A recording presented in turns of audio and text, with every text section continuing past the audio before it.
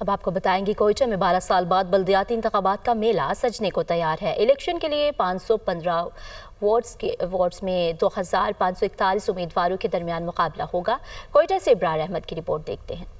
کوئٹہ میں بلدیاتی انتخابات کے لیے الیکشن کمیشن کی تیاریاں آخری مراحل میں ہیں۔ جانچ پڑتال اور کاغذات نامزدگی واپس لینے کے مرحلے مکمل ہونے کے بعد امیدواروں کی حتمی فہرست جاری کر دی گئی۔ بلدیاتی انتخابات کے لیے 2870 امیدواروں کے کاغذات نامزدگی درست قرار دیے گئے، جن میں سے 329 امیدواروں نے کاغذات واپس لیے اور اب حتمی طور پر 2541 امیدوار میدان میں ہیں۔